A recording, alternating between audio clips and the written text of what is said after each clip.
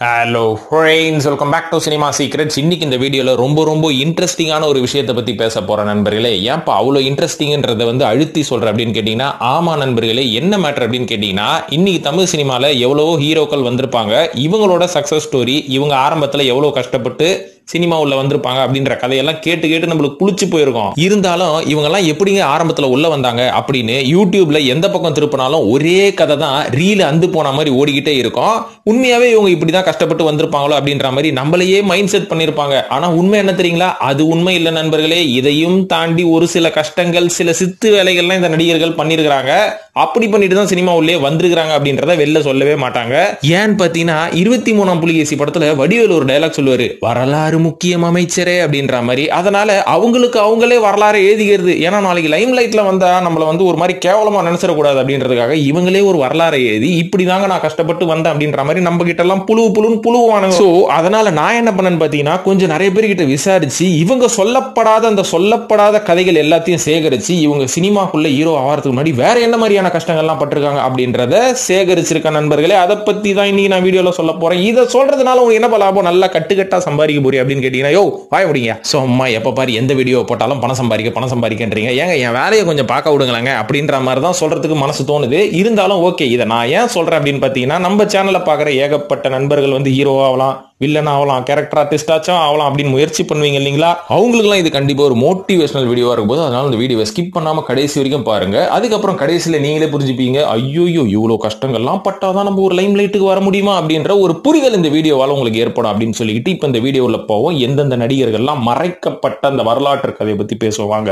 இப்போ இந்த லிஸ்ட்ல முதலாவதா சொல்ல போறது நடிகர் ராஜ்கிரண் அவர்கள். ஹீரோவான கதை, தயாரிப்பாளரான கதை, இயக்குனரான கதை மற்றும் மறுபடியும் கேரக்டர் ஆர்டிஸ்டான கதை, 1 கோடி ரூபாய் சம்பளம் வாங்கின கதை. அதுவும் தமிழ் சினிமால 1 கோடி ரூபாய் முதல்ல சம்பளம் வாங்கின ஹீரோவே நம்ம ராஜ்கிரண் அவர்கள் தான் சொன்னா ரொம்ப ஷாக்கிங்கா இருக்குல்லங்க. அப்ப 100 கோடி வாங்கினது யாரு அப்படின்னு கேட்டீங்கன்னா, தெரிஞ்ச கமெண்ட்ல போடுங்க, தெரியலன்னா அடுத்த வீடியோல சொல்றேன். ஓகே, ராஜ்கிரண் கதைக்குள்ள வரும். எல்லாரும் ராஜ்கிரண் சொன்னோன்னு என்ன சொல்லுவீங்க? அப்பா அவர் நல்ல வசதியான குடும்பத்துல இருந்து வந்தவர், ஒரு பாய், மதுரையை சேர்ந்த பாய். அவர்கிட்ட நிறைய பணம் இருந்தது, நிறைய பணத்தை போட்டு படம் தயாரிச்சாரு. அதுக்கப்புறம் நானே ஹீரோ நடிகர்னு நடிச்சாரு. இது மட்டும் இல்லாம நம்ம வடிவேலியும் அறிமுகப்படுத்துவோமே, நம்ம ஊருக்காரன், அவனையும் அறிமுகப்படுத்தியாச்சு. அந்த ஆளும் பெரிய ஆளாயாச்சு. அதுக்கப்புறம் அந்த ஆள் மறுபடியும் உதவி செய்யல. இதை தானங்க யூடியூப்ல கேட்டு புளிச்சு போயிருக்கும் காது. ஆனா இது மட்டும் இல்லங்க உண்மை. இதையும் தாண்டி இன்னொரு உண்மை இருக்குது. அது ரொம்ப சுவாரஸ்யமா இருக்கும். அது என்னன்றது இப்ப நான் சொல்றேன். அதாவது ராஜ்கிரண் அவர்கள் கீழக்கரை அப்படின்ற ஒரு இடத்துல இருந்து ஒரு சினிமால நடிக்கணும் அப்படின்ற ஒரு ஆர்வத்துல சினிமா அப்படின்ற இண்டஸ்ட்ரிக்குள்ள போகணுன்றதுக்காக இவர் என்ன தெரியுங்களா பண்ணிருக்காரு?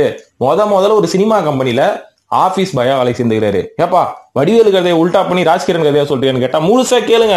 அதாவது ராஜ்கிரண் அவர்கள் ஆபீஸ் பாயா வேலை செஞ்சு அதுக்கப்புறம் கஷ்டப்பட்டு ஒரு சில வருஷங்கள் கழிச்சு அதே கம்பெனில கலெக்ஷன் மேனா இருக்கிறாரு. அதாவது கலெக்ஷன் பாயா இருக்கிறாரு. அது என்னப்பா கலெக்ஷன் பாய் அப்படின்னு கேட்டீங்கன்னா, அதாவது ஒரு சினிமா கம்பெனியும் அந்த காலகட்டத்தில் இந்த சினிமா பொட்டி, படப்பொட்டின்னு ஒன்று இருக்கும் நண்பர்களே. இந்த படப்பொட்டி இவங்க என்ன பண்ணுவாங்கன்னா, எல்லா தியேட்டருக்கும் கொண்டு போய் டிஸ்ட்ரிபியூட் பண்ணி படத்தை ரிலீஸ் பண்ணுவாங்க. ஆனா அது மட்டும் தான் அவங்களோட வேலை அப்படின்னு கேட்டீங்கன்னா, அந்த படத்தை ரிலீஸ் பண்றாங்க பாத்தீங்களா, ரிலீஸ் பண்ணோன்னா கரெக்டா எல்லா ஷோவும் தியேட்டர்ல ஓடணும். அது மட்டும் இல்லாம கரெக்டான ஆட்கள், டிக்கெட் வாங்குற ஆட்களை மட்டும் தியேட்டர் உள்ள ஓடணும். ஆனா இந்த தியேட்டர் பாய் உள்ள என்ன பண்ணுவாங்கன்னா, டிக்கெட் வாங்காத ஆட்களை கூட ஓசியில ஒரு 10 டிக்கெட் உள்ள தள்ளி விடுவாங்க. சோ இதெல்லாம் கண்காணிக்கிறது தான் அந்த கலெக்ஷன் மேனோட வேலை. இவர் என்ன பண்ணுவாரு, தியேட்டர்ல போய் நின்னுகிட்டு கரெக்டான டிக்கெட் கொடுக்குற ஆளு டிக்கெட் வாங்குறவங்க தான் உள்ள விடுறானா, படத்தை கரெக்டா ஷோக்கு ஓட்டுறானா அப்படின்றதெல்லாம் பார்த்து கடைசியில அன்னைக்கு எவ்வளவு கலெக்ஷன் ஆச்சு தியேட்டர்ல அப்படின்ற அந்த பணத்தை கொண்டு போயிட்டு ப்ரொடக்ஷன் கம்பெனில கொடுக்கணும். சோ ஒரு ஆபீஸ் பாய் வரவங்களுக்கு டீ கொடுக்குற வேலை, தரத்துடைக்கிற வேலை, இந்த மாதிரிலாம் வேலையை பார்த்து கலெக்ஷன் மேனா அவர் ப்ரமோட் ஆயிருக்கிறாரு அதே கம்பெனில. சோ இதுல இருந்து சினிமால என்னென்ன நடக்குதுன்றதையும் கத்துக்கிட்டாரு. இதுக்கப்புறம் நம்ம கலெக்ஷன் வேலை தான் பார்த்துட்டு இருக்கோம். நம்மளே ஏன் காசு போட்டு ஒரு சில இங்கிலீஷ் படத்தை வாங்கி நம்ம ஏன் ரிலீஸ் பண்ணக்கூடாது அப்படின்னு சொல்லி அன்னைக்கு காசெல்லாம் சேர்த்து வச்சு நிறைய இங்கிலீஷ் படங்களை வாங்கி மதுரையில ஒரு சில தியேட்டர்ல இவர் ரிலீஸ் பண்ணிருக்காரு. நல்ல லாபமும் சம்பாரிச்சிருக்காரு. அப்போ இவர் ஒரு தனியா ஆபீஸ் ஆரம்பிச்சாரு பாத்தீங்களா, அதுக்கு ஒரு ஆபீஸ் பாய் தேவைப்பட்டிருக்காரு. அந்த ஆபீஸ் பாய் தான் வடிவேலு. இது அந்த சத்யராஜ் படத்துல வர காமெடி மாதிரில அவங்க தான் த்ரிஷா அந்த துப்பட்டாவை கவுந்து எடுக்கிறவங்க. சோ ராஜ்கிரண் அவர்களோட வாழ்க்கை இந்த மாதிரி ரொம்ப அற்புதமா போகும்போது அடுத்த ஐடியா வருது, நம்ம ஏன் ஒரு ப்ரொடியூசர் ஆகக்கூடாது? நம்ம இப்போ ஒரு கலெக்ஷன் பாயா இருந்தோம், அதுக்கப்புறம் இப்போ ஒரு டிஸ்ட்ரிபியூட்டர் ஆயிட்டோம். இங்கிலீஷ் படத்தெல்லாம் டிஸ்ட்ரிபியூட் பண்றோம், தமிழ் படத்தையும் வாங்கி இப்போ பண்றோம், நல்ல காசு வருது, நம்ம ஓனா படத்தை ப்ரொடியூஸ் பண்ணுவோம் அப்படின்னு சொல்லி சென்னைக்கு கிளம்பி வர ராஜ்கிரண் அவர்கள். சென்னைக்கு வந்ததுக்கு அப்புறம் ப்ரொடியூஸ் பண்றதுக்கு நிறைய காசு இருக்கணும் இல்லையா? அதனால கையில இருக்கிற காசுல எல்லாம் எல்லா படத்தையும் வாங்கி டிஸ்ட்ரிபியூட் பண்றாரு. அதுல பாதி படம், முக்காவாசி படம் பெருசா லாபமே கொடுக்கலையா. ஐயோ வாங்கவும் யாரும் வரல, வித்தாலும் பெரிய லெவலுக்கு போல. அதனால நம்ம என்ன பண்றது, சாப்பிடறதுக்கே வழி இல்லாம ஆயிடுச்சு. இருக்கிறது எல்லாத்தையும் வந்த ரேட்டுக்கு வித்துருவோம்னு சொல்லி வாங்கின ஒரு 100 படம் கிட்ட அவர்கிட்ட இருந்திருக்குது. அந்த 100 படத்தையும் அவர் வந்த விலைக்கு வித்துட்டு இருக்காரு. இதுக்கப்புறம் சென்னையில ஆபீஸ போட்டாச்சு, மறுபடியும் மதுரை பக்கம் போக முடியாது. இந்த ஆபீஸ்ல ப்ரொடக்ஷன்ல வேலை செய்யறதுக்கும் ஒருத்தன் வேணும். சோ வடிவேல புடி வடிவேலே கிளம்பி வா சென்னைக்கு அப்படின்ற மாதிரி வடிவேல வர வச்சிருக்காரு. ஏன்பா நீ சொல்ற வரலாறு ரொம்ப வித்தியாசமாகுது. ஏன்னா ஏற்கனவே நான் கேள்விப்பட்டது என்னன்னா, இவர் என்னமோ மதுரைக்கு ஃபங்க்ஷனுக்கு வந்ததும், அதுக்கப்புறம் வடிவேல் அவர்கள் இவர் முன்னாடி வந்து என்டர்டைன்மெண்ட் பண்ணதும், இதை பிடிச்சி போய் வா நடிக்க வா அப்படின்ற மாதிரி கூட்டுன்னு போன மாதிரி எல்லாம் கதையை நான் கேள்விப்பட்டிருக்கேன். என்னன்னு பாத்தீங்கன்னா அந்த கதையெல்லாம் உண்மையா இருக்கலாம், ஆனா அதுக்கு இடைப்பட்ட காலத்தில் நடந்த கதை தான் இது வந்து சொல்லப்படாத கதை. இப்ப நான் சொல்லிவிட்டேன். சரி ஓகேப்பா, இதெல்லாம் புரிஞ்சு போச்சு. இவர் எப்படிப்பா ஹீரோ ஆனார் அப்படின்னு பாத்தீங்கன்னா, ப்ரொடியூசர் வரைக்கும் வந்தாச்சு. அதுக்கப்புறம் ஹீரோன்ற ஒரு ஆசை வரணும் இல்லைங்களா? அதுக்கு என்ன பண்ணிருக்காரு, நானே என் சொந்த தயாரிப்புல ஹீரோ ஆவறேன், அதுக்கு பதிலாக வந்து டைரக்ஷன் நம்ம பண்ண வேணாம், ஏன்னா ஏற்கனவே ஒரு டைரக்ட் பண்ணிட்டாரு, கஸ்தூரி ராஜா அப்படின்ற ஒரு பையனை வந்து நம்ம அறிமுகப்படுத்துவோம் அப்படின்ற மாதிரி ஒரு பிளான் பண்ணியிருக்காரு. பிளான் பண்ணிட்டு என்ன பண்ணாரு, இன்னைக்கு இருக்கிற காலகட்டத்தில் படம் வந்து ஹிட் ஆகணும்னா இளையராஜாவோட சாங்ஸ் இருக்கணும்னு சொல்லி இளையராஜா வீட்டு வாசல்லையே கிதியா கடந்திருக்காரு. இளையராஜா சுத்தமா சட்டையே பண்ணலையா, அப்போ நீ யாருன்னே தெரியாது, போ உன் படத்துக்கு எல்லாம் மியூசிக் போட முடியாது அப்படின்ற மாதிரி இளையராஜா வந்து அசிங்கப்படுத்தி அமைச்சிருக்காரு. இருந்தாலும் இந்த படத்தை வெற்றிகரமா வந்து நடிச்சு முடிச்சிட்டாரு. அந்த படத்தின் பெயர் தான் என் ராசாவின் மனசிலே அப்படின்ற ஒரு படம். தயாரிச்சதும் அவர் தான். அதுக்கப்புறம் ஒரு வழியா வாலி, அதாவது லிரிசிஸ்ட் வாலி இருக்காரு பாத்தீங்களா, அவர் என்ன சொல்லியிருக்காரு, இளையராஜா டே ஒரு வாட்டி போய் அந்த படத்தை பாரு, அவன் தான் டெய்லி கெஞ்சிட்டு இருக்கிறான் அப்படின்னு சொல்லி இளையராஜாவும் வாலியும் போய் அந்த படத்தை பார்த்துருக்காங்க. பார்த்த உடனே இளையராஜாவுக்கு ஒரே ஷாக்கு, படம் வேற லெவல்ல வந்துக்குது அப்படின்னு சொல்லி அடுத்த நாள் ராஜ்கிரண் ஆபீஸ்க்கு வர சொல்லி, இந்த படத்தை நானே வந்து தயாரிக்கிறேன், அதுக்கப்புறம் வந்த விலைக்கு நானே வாங்கிக்கிறேன், இந்த படத்தை ஒழுங்கா எனக்கு கொடுத்துரு அப்படின்ற மாதிரி சொல்லியிருக்காரு.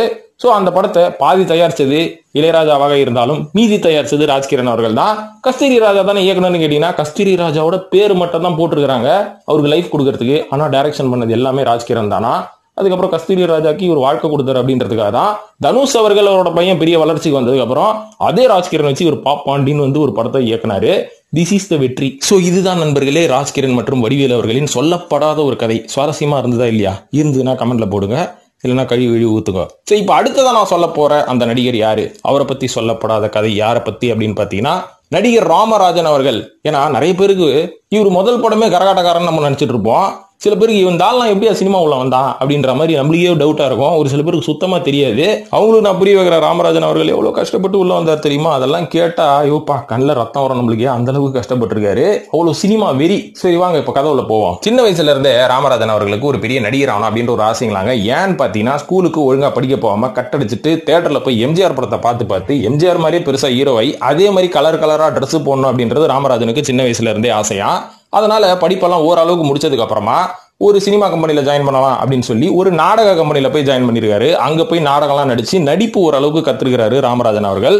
இதுக்கப்புறமா பாத்தீங்கன்னா, ஓகே சினிமா ஆட்களோட தொடர்பு வேணும்னா நம்ம ஒரு தியேட்டர்ல போய் வேலை செய்யணும் அப்படின்னு சொல்லி ஒரு தியேட்டர்ல டிக்கெட் கிழிக்கிற வேலை பார்த்துருக்காரு 22 ரூபா சம்பளத்துக்கு. இதுக்கப்புறம் அந்த 22 ரூபா வச்சு குடும்பம் ஓட்ட முடியாது, அதனால அட்லீஸ்ட் ஒரு 100 ரூபாச்சும் சம்பளம் வேணும் நம்மளுக்கு மாசத்துக்கு அப்படின்றனால அங்க இருந்து இன்னொரு தியேட்டருக்கு 90 ரூபா சம்பளத்துக்கு போயிருக்காரு. அப்படியே போய் அங்க நிறைய பேரோட பழக்கம் அவருக்கு கிடைச்சிருக்கு. இதுக்கப்புறம் இவரோட வளர்ச்சி எப்படி இருந்திருக்குன்னு பாத்தீங்கன்னா, டிக்கெட் கிழிக்கிற ஆளா இருந்து அதுக்கப்புறம் தியேட்டர் ஆபரேட்டரா மாதிரி மேனேஜர் ஆகி கேஷியர் வரைக்கும் வளர்ச்சி அடைஞ்சிருக்காரு. இதுக்கப்புறம் ஓகே இப்படியே இருந்தா நம்ம தியேட்டர்ல கடைசி வரைக்கும் படமே தான் பார்த்துட்டு இருக்க முடியும், சென்னைக்கு கிளம்பி போய் ராமநாராயணன் அவர்கள்கிட்ட நம்ம போய் ஒரு உதவி இயக்குனரா சேருவோம்னு சொல்லி, ராமநாராயணன் இருக்கார்ல பழைய அம்மன் படம்லாம் எடுப்பாரு, அவர் படத்துல தான் அந்த வேப்ப மரம்லாம் டான்ஸ் ஆடும். சோ அவருக்கு கீழே வந்து ஒரு அசிஸ்டன்ட் டைரக்டரா வந்து மாறி இருக்காரு. கொஞ்ச நாள் வேலை செஞ்சிருக்காரு. பல படங்கள்ல வந்து ராமநாராயணன் இயக்குன படத்துக்கே ஒரு சில படங்கள்ல சின்ன சின்ன ரோலுங்க, சைக்கிள் ஓட்டுன்னு வருது, மூக்கணுன்ற ரோல், இந்த மாதிரிலாம் நிறைய ரோல் நடிச்சிட்டு இருந்தவர். 1985 வருஷம் நானும் ஹீரோவா வரேன் பாரு அப்படிலாம் முடிவெடுக்கல. நம்மளெல்லாம் எவன் ஹீரோ ஆக்குவான், நம்ம ஒரு இயக்குனர் அவதாரம் எடுப்போம்னு சொல்லி பாண்டியன் அவர்களை வச்சு மண்ணுக்கு ஏத்த பொண்ணுன்னு ஒரு படத்தை வந்து இயக்குனாரு. அந்த படம் பாத்தீங்கன்னா செம சக்கப்போடு போட்டுருச்சு, வெற்றி படம். ராமராஜன் யார் அப்படின்றது சினிமா இண்டஸ்ட்ரியில பல பேர் தேட ஆரம்பிச்சிட்டாங்க. இதுக்கப்புறம் பாத்தீங்கன்னா மருதாணி, அதுக்கப்புறம் சோலை புஷ்பங்கள் அப்படின்ற மாதிரி நிறைய படங்கள் வந்து இயக்கும் போது பாரதி ராஜா இருக்கார்ல, அவர் வந்து ராமராஜா உனக்கு வந்து இந்த இயக்கும் திறமை நல்லாவே இருக்குது, நான் ஒரு படம் ப்ரொடியூஸ் பண்றேன், நீ இயக்கன்னு சொல்லி தான் அந்த மருதாணி அப்படின்ற ஒரு படத்தை இயக்குனாரு. அதுல வந்து பாரதி ராஜாக்கும் இவருக்கும் ஒரு நல்ல நட்பு வந்துருச்சு. அந்த காலகட்டத்தில் தான் கங்கை அமரன் அப்படின்ற ஒரு புது இயக்குனர் பெருசா வந்துட்டு இருக்கிறது, இளையராஜா தம்பியும் கூட.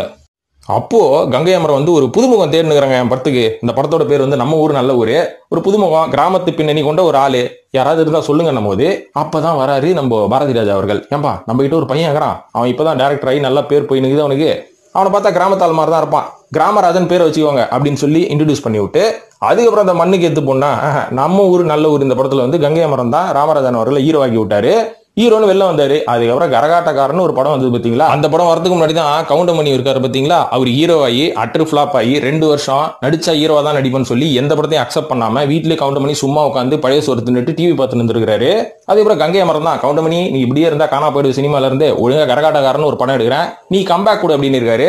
சோ கரகாட்டக்காரன் அப்படின்ற படம் நம்ம கவுண்டமணி அவர்களுக்கும் கம்பேக், செந்தில் அவர்களுக்கும் கம்பேக், ஆனா ராமராஜன் அவர்களுக்கு டெபியூ. மூன்றாவதா விஜய் சேதுபதி அவர்கள். ஒரு சில பேருக்கு இந்த கதை தெரிஞ்சிருக்கும், தெரியாதவங்களுக்கு சொல்றேன். கொஞ்சம் சுவாரஸ்யமா இன்ட்ரெஸ்டிங்கான ஒரு சில விஷயங்களை சேர்த்து சொல்றேன். அதாவது துபாயில வேலை செஞ்சுட்டு இருந்தாங்க, ஆனா சினிமா மேல தாங்க எனக்கு சின்ன வயசுல இருந்தே ஆர்வம். அதனால அந்த காலகட்டத்தில் துபாயில வேலை செய்யும் போதே பாய்ஸ் படத்துக்கு 5 ஹீரோக்களை எடுக்கிறாங்க ஆடிஷன் போதுன்னு சொன்னப்போ துபாயில இருந்து நான் போட்டோ வாங்கிச்சேன். ஆனா போட்டோ போஸ்ட் மாஸ்டர் வரையும் தான் போச்சு போல இது, சங்கர் ஆபீஸ்க்கு போலன்னு நினைக்கிறேன். அதனால யாருமே நான் கண்டுக்கல. இருந்தாலும் எவ்வளவு நாள் தான் புரியாத வேலையை செய்யறது, துபாயில இருந்து கிளம்பி நம்ம சென்னை போவோம் அப்படின்னு முடிவு எடுத்தனா இல்ல ஏன்னா பேஸ்புக்லயே லவ் பண்ண கல்யாணம் பண்ணோம்னா சென்னைக்கு வரணும்னு சொல்லி தான் சென்னைக்கே வந்தேன். அதுக்கப்புறம் ஓகே கொஞ்சம் நடிப்பு கத்துக்கணும், சினிமாலையும் ஒரு நடிகர் ஆகணும், என்ன பண்றது அப்படின்னும் போது தான் எனக்கு வந்து ஒரு அக்கௌண்டன்ட் வேலை, அதுவும் கூத்துப்பற்றை அப்படின்ற ஒரு தியேட்டர் குரூப்ல ஒரு அக்கௌண்டன்ட் வேலை கிடைச்சது. அந்த அக்கௌண்டன்ட் வேலை செஞ்சுக்கிட்டே கொஞ்சம் நடிப்பு கத்துக்கிட்டு அங்க இருக்கிற புதுமுக இயக்குநர்களோட எல்லாம் நட்பு ஏற்பட்டு அவங்க கூட எல்லாம் சேர்ந்து கிட்டத்தட்ட 200 ஷார்ட் பிலிம் நடிச்சு நல்ல தேர்ச்சி பெற்றதுக்கு அப்புறம் தான் பீஸா அப்படின்ற ஒரு படத்துல எனக்கு அறிமுகம் கிடைச்சது அப்படின்னு சொல்லுவீங்கல்ல. ஆனா அந்த பீஸா அப்படின்ற படத்துல இவருக்கு எப்படி அறிமுகம் கிடைச்சதுன்னா சும்மா ஒன்றும் கிடைக்கல. ஏன்னா அந்த படம் வந்து கார்த்திக் சுப்ராஜுக்கு முதல் படம், அதுக்கப்புறம் நம்ம விஜய் சேதுபதிக்கு முதல் படம், பாபி சிம்மா அவர்களுக்கும் முதல் படம், நடிச்ச எல்லாருக்குமே முதல் படங்க. ஏங்க அந்த தயாரிப்பாளர் சிவி குமாருக்கே முதல் படம் தான். அதனால தயாரிப்பாளர் சிவி குமார் ஒரு கண்டிஷனை வச்சாரு, என்னன்னா பாரு 100% பணம்லாம் நான் போட முடியாது, 50% போடுறேன், மீதி 50% கார்த்திக் சுப்ராஜ் நீயே ஏற்பாடு பண்ணின்னு இருக்காரு. உடனே அவரும் அங்கேயும் தெரிஞ்சு அப்பாட்ட இருந்து கொஞ்சம் காசு வாங்கினாரு. விஜய் சேதுபதியும் 10 லட்சத்துக்கும் மேல அந்த படத்துல இன்வெஸ்ட் பண்ணாரு அப்படின்ற மாதிரி சொல்லப்படுது. சோ விஜய் சேதுபதிக்கும் தூக்கின்னு வந்து வீட்டுல யாரும் கொடுக்கல வாய்ப்பை, இவரும் இன்வெஸ்ட் பண்ணிருக்காரு. சோ விஜய் சேதுபதி இன்வெஸ்ட் பண்ணி தான் உள்ள வந்துருக்காரு. அதை மைண்ட்ல வச்சுக்கோங்க, உங்களுக்கு உதவிகரமா இருக்கும். சோ நான்காவது இதே மாதிரி தான் சிவகார்த்திகேயன் அவர்களோட வரலாற்றை பற்றி இதுக்கு முன்னாடி வீடியோல நான் சொல்லியாச்சு. இருந்தாலும் அதுல சொல்லாத ஒரு டிப்பை நான் இதுல சொல்றேன். ஏன்னா அவரும் வந்து மெரினான்னு ஒரு படத்துல நடிச்சாரு பாத்தீங்களா. அந்த மெரினா படத்துல வந்து எல்லாரும் என்ன சொல்றாங்கன்னா பாண்டியராஜ் வந்து சிவகார்த்திகேயன் அவர்களோட திறமையை பார்த்துருப்பா நீ வாப்பா உனக்கு தான்ப்பா நான் வாய்ப்பு கொடுப்பேன் அப்படின்லாம் ஒன்றும் கொடுக்கல. ஒரு ஹீரோ சான்ஸ் இருக்குது, சின்ன ஹீரோ தான், நடிகரியா சிவா அப்படின்னு கேட்டுக்கிறாரு. Sivakarthikeyan okay sir ready sir நடிக்கிறதுக்கு, நீங்க கூப்பிட்டா நடிக்க மாட்டேன் அப்படின்னதுக்கு சும்மாலாம் வரக்கூடாது, கையை வீசிலாம் வராத, வெறும் கையோட வரும்போது அமௌண்ட் எடுத்துருவா அப்படின்னு பாண்டியராஜ் சொல்ல, எவ்வளவு சார் ஒரு 10 லட்சத்துக்கு மேல எடுத்துருவா, ஏன்னா அந்த படத்தோட பட்ஜெட்டே 80 லட்சம் தான், என்கிட்ட இருக்கிற கொஞ்சம் காசை போடுறேன், நீ கொஞ்சம் காசை போடு. அதாவது ஏற்கனவே பாம்பேல ஆஸ்காருக்கு நாமினேட் ஆன சலாம் மும்பை அப்படின்ற ஒரு படத்தை நான் தமிழ் எடுக்க போறேன், அதுக்கு வந்து கொஞ்சம் காசு தேவைப்படுது அப்படின்னு சொல்லி காசெல்லாம் கலெக்ட் பண்ணி அதுக்கப்புறமா தான் அந்த படம் எடுத்துருக்காங்க. ஆனா சலாம் மும்பை அளவுக்கு நாமினேஷனாச்சும் ஆச்சான்னு கேட்டீங்கன்னா வந்ததும் தெரியல போனதும் தெரியல. ஆனா சிவகார்த்திகேயன் அவர்களுக்கு ஒரு நல்ல என்ட்ரி, இந்த என்ட்ரி கிடைக்கிறது கூட சிவகார்த்திகேயன் துட்டு செலவு பண்ணிருப்பா துட்டு. இதே மாதிரி தான் 5ஆவதா நம்ம விஜயகாந்த் அவர்களை பத்தி ஒரு சுவாரஸ்யமான விஷயம் சொல்லணும். அவரும் எப்படிலாம் கஷ்டப்பட்டு ஹீரோ ஆனார் அப்படின்றதெல்லாம் வந்து ஒரு சில இடத்துல சொல்லியிருப்பாரு, ஒரு சில இடத்துல சொல்ல தவறி விட்டார். அதெல்லாம் நம்மளுக்கு தெரியும். அது என்ன மேட்டர்னு பாத்தீங்கன்னா ஆரம்பத்துல ரைஸ் மில் வேலையெல்லாம் விட்டு, அதாவது அவங்க வீட்டுல ரைஸ் மில்லாம் வச்சு கொஞ்சம் வசதியான குடும்பம் தான் மதுரையில, இருந்தாலும் இங்க வந்து ஷேரிங் ரூம்ல வந்து கஷ்டப்பட்டு தங்கி பட வாய்ப்புக்காக அலைவாளன்னு அலைஞ்சி எப்படி அலைவார் தெரியுங்களா. அதாவது அவர் வந்து டி நகர்ல தங்கியிருப்பாராம். இங்க இருந்து ஜெமினி ஸ்டுடியோஸ்க்கு போறதுக்கு காசு இருக்காதான். வேகாத வெயில்ல காலையில மேக்கப் போட்டுன்னு இங்க இருந்து ஜெமினி பிரிட்ஜ் மேல வேகாத வெயில்ல நடந்து போயிட்டு போகும்போது கலரா இருப்பாராம், திரும்பி வரும்போது நடந்து வரணும், கண்டங்கரையில் நான் இவர் வரான், அந்த அளவுக்கு நடந்தே போவாராம்ப்பா. ஜெமினி எங்க இருக்குது, டி நகர் எங்க இருக்குதுப்பா, நடந்து போய் வாய்ப்பு தேடுவாராம். இந்த மாதிரி வாய்ப்பு தேட சின்ன கேரக்டர் ஆர்டிஸ்ட் தான் வருது, பெரிய ஹீரோ ரோல் கிடைக்கல, பெரிய வில்லன் ரோல் கிடைக்கல. இவ்வளவு ஏங்க வில்லன் ரோல் வந்து முரட்டுக்காலை படத்துல ஜெய்சங்கருக்கு முன்னாடி விஜயகாந்த் கிட்ட பேசி விஜயகாந்த் அவர்கள் அட்வான்ஸ் எல்லாம் வாங்கிட்டு சந்தோஷமா வந்து ராவுத்தர் முன்னாடி நின்னதுக்கு ராவுத்தர் என்ன சொன்னாரு, ஏப்பா இப்பதான் நீ ஹீரோ தலையெடுக்கிற, போய் அந்த அட்வான்ஸ் திருப்பி கொடு, நீ போய் அந்த படத்துல நடிக்காது அப்படின்னு இருக்காரு. ஆனா அதுக்கு முன்னாடி சொல்லப்படாத ஒரு சின்ன கதைகள் இருக்குது. அது என்னன்னு பாத்தீங்கன்னா விஜயகாந்த் அவர்கள் தேடின்னு அலைவாளன் அலைஞ்சி ஒரு காலகட்டத்தில் ஃபெட்டப் ஆயிட்டாராம். இனிமேல் சினிமா நம்மளுக்கு செட் ஆகாது, நம்ம கிளம்பி மதுரைக்கே போயிடும் அப்படின்னு சொல்லி மதுரைக்கு பஸ் டிக்கெட் எல்லாம் எடுத்து கிளம்புறதுக்கு ரெடி ஆயாச்சு. அதுக்கப்புறமா ஒரு ஸ்டுடியோல யாரோ ஒரு நண்பரை பார்த்துட்டு கிளம்பும் போதுதான் எஸ்எஸ்சி அவர்கள் கண்ணில் ஒரு மாட்டிக்கிறார் விஜயகாந்த். அடா இந்த பையன் நம்ம கதைக்கு செட் ஆவான எங்க போறான்னு சொல்லி விஜயகாந்த் கிளம்பினோடனே எஸ்எஸ்சி அவர்கள் பின்னாடியே ஓடுகிறார் விஜயகாந்த் கூப்பிடுறதுக்கு, எப்பா நிலுப்பான்னு அப்படி கூப்பிட்டு வாய்ப்பு கொடுத்த படம் தான் சட்டம் ஒரு இருட்டரை. இந்த படத்துல விஜயகாந்த் நடிச்சதுக்கு அப்புறம் தான் மதுரைக்கெல்லாம் போவானா, இங்கேயே செட்டில் ஆயிடும் அப்படின்ற ஒரு முடிவு வந்துகிறாரு. இதே மாதிரி விக்ரம் அவர்களை பத்தி நிறைய கதை சொல்லுவாங்க. சினிமாவுக்காகவே பிறந்தவருங்க, சினிமால நடிக்க வாய்ப்பு கிடையலனா கூட நான் ஒரு சிங்கர் ஆவேன், ஏன்னா என் கால் வந்து அருந்து தொங்குற அளவுக்கு எனக்கு அடிபட்டிருக்கு. அது மட்டும் இல்லாம இன்னொரு கதையும் சொல்லுவாங்க. தியாகராஜன் அவர்கள் வந்து பிரசாந்தோட அப்பா இருக்காரு பாத்தீங்களா, அவர் யாருன்னு பாத்தீங்கன்னா விக்ரம் அவர்களோட அம்மாவோட அண்ணன். சோ விக்ரம் அவர்களுக்கு அவர் ஆரம்பத்துல ஹெல்ப் பண்ணிருக்கலாம், ஆனா சினிமா விஷயத்துல ஏன் ஹெல்ப் பண்ணல, பொறாமையா போட்டியா அப்படின்ற மாதிரி சொல்லுவாங்க. ஆனா தியாகராஜன் ஒரு பேட்டியில் என்ன தெரியுங்களா சொல்லியிருக்காரு, விக்ரம் அவர்களுக்கு கால் ஆக்சிடென்ட் ஆகி அந்த கால் வந்து வெட்டி எடுக்கணும் அப்படின்னு கவர்மெண்ட் ஹாஸ்பிட்டல்ல சொல்லிட்டாங்க. அந்த கால் வந்து ஆக்சிடென்ட்ல அடிபட்டு அப்படியே தொங்குது, ஆனா வெட்டி எடுக்கணும் அப்படின்னு சொல்லியிருக்காங்க. ஆனா நான் மட்டும் தான் எங்க அக்கா சொன்ன ஒரே வார்த்தைக்காக அவரை பிரைவேட் ஹாஸ்பிட்டல் விஜய் ஹாஸ்பிட்டல் எங்கேயோ சேர்த்து லட்சக்கணக்கில் செலவு பண்ணி அந்த காலை வந்து நான் ஃபிக்ஸ் பண்ணேன். நான் வந்து விக்ரம் மேல பொறாமப்பட்டிருந்தா அந்த ஒரு வேலையை நான் செஞ்சிருப்பேனா, ஏங்க மீடியாவில் இப்படிலாம் சொல்றீங்க அப்படின்ற மாதிரி சொல்லியிருக்காரு. இந்த கதையை ஏன் சொல்றேன் அப்படின்னு பாத்தீங்கன்னா, அந்த காலகட்டத்தில் அடிபட்டு கால் நடக்க முடியாம இருக்கும்போது விக்ரம் அவர்கள் இனிமேல் நம்மளால நடிகர் ஆக முடியாது, அதுக்கு பதிலாக நம்ம ஒரு சிங்கர் ஆகும்னு சொல்லி அந்த ஹாஸ்பிட்டல் அட்மிட் ஆன அந்த வார்டிலே உட்காந்து பாட்டு பிராக்டிஸ் பண்ணுவாராம். சோ இந்த அளவுக்கு சினிமா ஆர்வம் இருக்கக்கூடிய விக்ரம் அவர்கள் சினிமா விட்டு ஏங்க போறாருன்னு கேட்டீங்கன்னா, ஒரு காலகட்டத்தில் அவரும் ஃபெட்டப் ஆயிருக்காரு. இனிமேல் சினிமா நம்மளுக்கு செட் ஆகாது, நம்ம எவ்வளவு படங்கள் நடிச்சாலும் அந்த படங்கள் ஓட மாட்டேங்குது, நம்மளும் ராசி இல்லாத நடிகர் அப்படின்ற ஒரு பேர் வாங்கிட்டோம்னு சொல்லி ஃபாரின்ல போய் செட்டில் ஆகும். ஃபாரின்ல ஒரு வேலை கிடைச்சு அந்த வேலைக்கு போறதுக்கு தான் விக்ரம் ரெடி ஆனாராம். ஆனா டக்குன்னு சேது படம் பெரிய லெவல்ல ஹிட் ஆனனால விக்ரம் அவர்கள் இங்கேயே ஸ்டே பண்ணும் நிலைமை ஆயிடுச்சு. அவர் ஒரு பெரிய நடிகராகவும் ஆயிட்டாரு. இதுவும் சொல்லப்படாத கதையா கூட இருக்கலாம். தளபதி விஜய் பத்தி ஒரு இன்ட்ரெஸ்டிங்கான விஷயம் சொல்றேன். தளபதி விஜய் வந்து சினிமாவுக்குள்ள எப்படி வந்தார் அப்படின்னு பாத்தீங்கன்னா, அவர் வந்து ஆரம்பத்துல ஒரு 2 படம் ஹீரோவா நடிச்சாரு. அது முக்கியமான காரணம் அவர் பார்த்த அண்ணாமலை அப்படின்ற படம். அந்த படத்தை வந்து 10th படிக்கும் போது கட்டடிச்சு தியேட்டர்ல போய் பார்த்து எஸ்ஏசி அவர்கள்கிட்ட மாட்டி செமடி வாங்கி, அதுக்கப்புறம் சோபா அவர்கள், அதாவது விஜய் அவர்களோட தாயார் அவர்கள் தான், நம்ம பையனுக்கு தான் சினிமாவில் ரொம்ப இன்ட்ரெஸ்ட் இருக்கு, எவ்வளவு பேரை நீங்க ஹீரோ ஆக்கிருக்கீங்க, இவனையும் ஹீரோ ஆக்குங்கன்னு சொல்லி விஜய் வச்சு ஒரு 2 படத்தை வந்து இவரே சொந்த தயாரிச்சு இவரே இயக்கியிருக்காரு. கடைசியில் பாத்தீங்கன்னா அந்த படம் 2 படமும் ஃபிளாப் ஆனனால எஸ்ஏசி அவர்கள் கிட்ட இருந்த 2 வீடு வந்து விற்கிற அளவுக்கு ஆயிடுச்சான். வாங்கின சொத்து போச்சு, செம்ம காண்டு, பெல்ட்டால அடி அடிச்சிருக்காரு. கடைசியில அவரோட தாயார் சோபா அவர்கள் தான் இந்த சண்டையை தடுத்து, நம்ம பையனுக்காக 3ஆவதா ஒரே ஒரு படம் எடுங்களேன், ஏங்க இப்படி எல்லாம் கோவப்படுறீங்க அப்படின்னு சொல்லி 3ஆவதா ஒரு படம் எடுத்திருக்காங்க. அப்போ நம்ம எஸ்ஏசி என்ன பிளான் பண்ணியிருக்காருன்னா, இதுக்கப்புறம் வந்து நம்ம ரிஸ்க் எடுக்க கூடாது, இங்க வந்து தமிழ்நாட்டில் ஒரு ஃபேமஸான ஒரு தயாரிப்பாளர் கலைஞானம் இருக்கார்ல, ரஜினி அவர்களே வந்து நம்பி ப்ரொடியூஸ் பண்ணி ஹீரோ ஆக்கின ஒரு பெரிய தயாரிப்பாளர். அதனால தான் ரஜினி அவர்கள் கூட அவருக்கு தனியா வீடு வாங்கி கொடுத்தாரு சமீபத்தில். அவர்கிட்ட போய் எஸ்ஏசி நின்று, என் பையனுக்காக நீங்க கொஞ்சம் ஹெல்ப் பண்ணுங்க, என் பையன் 3ஆவதா ஒரு படம் இப்ப நடிகன், அந்த படம் கொஞ்சமாச்சும் ஒரு ஹிட் படமா ஆகணும்னு சொன்னதுக்கு அப்புறம் நீ தைரியமா எடுன்னு அவரும் ஊக்கம் கொடுத்து, அவரும் வந்து செலவுக்கு ஏதோ ஒன்று பணத்தை கொடுத்து ப்ரொடியூஸ் பண்ணி அந்த படத்தை எடுத்திருக்காங்க. 3ஆவது படம் விஜய் அவர்களுக்கு ஹிட். அதுக்கப்புறம் தான் விஜய் அவர்களை எல்லாரும் பார்க்க ஆரம்பிச்சாங்க. அவரும் ஒரு ஹீரோவா வளர்ந்தாரு. அதனால நான் என்ன சொல்ல வரேன்னா, இன்னி இருக்கிற காலகட்டம் விடுங்க, என்னைக்கு இருக்கிற காலகட்டமா இருந்தாலும் நீங்க ஹீரோ ஆகணும், இல்ல ஒரு நல்ல நிலைமைக்கு வரணும்னா நீங்க வந்து எதிர்பார்க்காத அளவுக்கு கஷ்டங்கள் உங்களை தேடி வரும். அந்த கஷ்டத்தெல்லாம் நீங்க தாண்டி தான் போகணும். நீங்க இந்த கதையெல்லாம் கேட்டுவிட்டு இந்த கஷ்டம் வரைக்கும் நான் தாங்குவேன், நான் ப்ரிப்பேர்டு, நான் ரெடி அப்படின்னீங்கன்னா இதுக்கும் மேல ஒரு அப்பனுக்கு அப்பம் ஒரு கஷ்டம் வரும், அதையும் தாங்கணும். சோ எதையும் தாங்கும் இதயம் இருந்தாதான் எதையும் தாங்கும் வெற்றியும் உங்களுக்கு வரும் அப்படின்றத சொல்லிட்டு இந்த வீடியோ நான் முடிச்சுக்கிறேன். அதனால கஷ்டப்படுங்க நண்பர்களே, இஷ்டப்படுற வேலைக்காக கஷ்டப்படுங்க, அதுக்கப்புறம் கஷ்டம் கொடுக்குற வேலைக்காக இஷ்டப்பட்டு போய் வேலை செய்யாதீங்கன்னு சொல்லி இந்த வீடியோ முடிச்சுக்கிறேன். இந்த வீடியோ பார்த்ததுக்கு நன்றி. இது பற்றி உங்களோட கருத்துக்களை கமெண்ட் செக்ஷன்ல போட்டு நம்ம சினிமா சீக்ரெட்ஸையும் வழக்கம் போல சப்ஸ்கிரைப் பண்ணிட்டு ஃபாலோ பண்ணுங்க நண்பர்களே. நன்றி, வணக்கம்.